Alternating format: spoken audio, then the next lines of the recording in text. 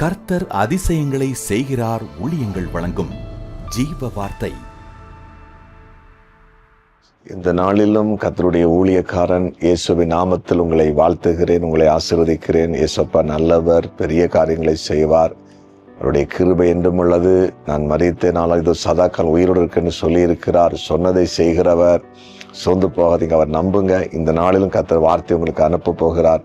அந்த வார்த்தையை விசுவாசிங்க, அதன் மூலம் ஆண்டு கிரியை செய்வார். இந்த நாள் ஜீவத்துக்கான வசனம் சங்கீதம் 24:7. வாசல்களே, உங்கள் தலைகளை உயர்த்துங்கள், அநாதி கதவுகளை உயருங்கள், மகிமையின் ராஜா உட்பிரவேசிப்பார். மகிமையின் ராஜா உட்பிரவேசிப்பார்னா கதவுகளை உயருங்கள், கதவுகளை திறவுங்கள் அப்படின்னு அர்த்தம். நீங்க கதவை திறந்தீங்கன்னா மகிமை ராஜா, கத்தாதி கத்தர், ராஜாதி ராஜா, மகிமைக்கு பாத்திரா இருக்கிற உள்ளே பிரவேசிப்பாரா. அப்படின்னா நம்முடைய வீட்டுக்குள்ள கத்தர் பிரவேசிக்கணும், நமக்குள்ள பிரவேசிக்கணும். இது ரெண்டும் நடந்ததுன்னா மிகுந்த ஆசீர்வாதம்.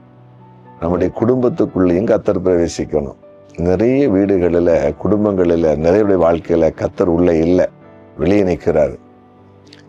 வெளிப்படுத்தல் வசனம் இருக்குது, இதோ நான் வாசற்படி நின்று கதவை தட்டுகிறேன், ஒருவன் என் சத்தத்தை கேட்டு கதவை திறந்தால் நான் அவனுக்குள் போய் அவனோடு கூட இருந்து நானும் அவனும் பூஜனை பண்ண சொல்லி இருக்கிறார். பார்த்தீங்களா, அவர் உள்ள வருவதற்கு விரும்புகிறார்.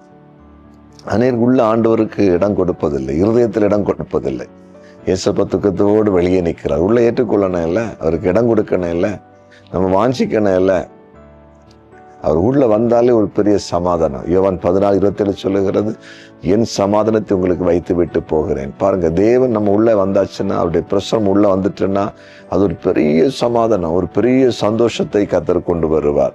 உங்க வீட்டுக்குள்ள ஏசப்பா வந்து பிரவேசிச்சுட்டாருன்னா அது பெரிய ஒரு ரட்சிப்பு, மேன்மையை கொண்டு வரும். சகையுடைய வீட்டுக்கு ஏசப்பா வந்தாரு, பார்த்தீங்களா, வந்த உடனே ரட்சிப்பு உண்டாயிற்று. எந்த ஒரு மகனுக்கு வீட்டில், எந்த ஒரு குடும்பத்தில், எந்த ஒரு வீட்டுக்குள்ள ஏசப்பா வந்தாலும் ஒரு மாற்றம் கண்டிப்பாக நடக்கும்.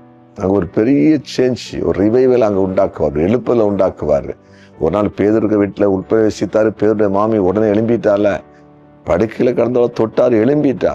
அப்போ ஏசப்பா உள்ள வந்தாலே, வீட்டுக்குள்ள வந்தாலே, குடும்பத்தில் வந்தாலே உடனே ஒரு மாற்றம் வரும். இன்றைக்கு நீங்கள் விசுவாசிங்க, ஏசப்பா உட்பிரவேசிக்க போகிறார், வாழ்க்கையில் வரப்போகிறார், அதிசயத்தை செய்யப்படும். ஜெபிப்போமா? ஜெபிக்கலாம். ஆண்டவரே, நம்முடைய பிரசன்னத்துக்காக நன்றி, நம்முடைய கிருபைக்காய் ஸ்தோத்திரம், நம்முடைய மகிமைக்காய் ஸ்தோத்திரம், நம்முடைய வல்லமைக்காய் ஸ்தோத்திரம். உட்பிரவேசிக்கிற ஆண்டவரே, உமக்கு நன்றியப்பா.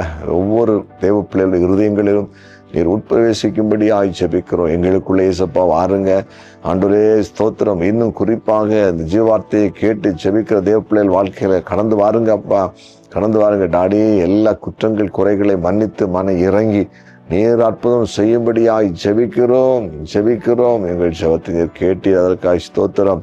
நீர் அதிசயம் செய்துவிட்டு நன்றி. வியாதிஸ்தரை இப்ப தொட்டு சுகமாக்குங்க. பிறந்தநாளை காணுங்கிற எல்லாரையும் ஆசீர்வதியும், திருமண நாளை காணுங்கிற எல்லாரையும் ஆசீர்வதியும். எங்கள் ஜெபத்தை கேட்டீங்க, ஸ்தோத்திரம். இயேசுவின் நாமத்தில் பிதாவே, ஆமென், ஆமென்.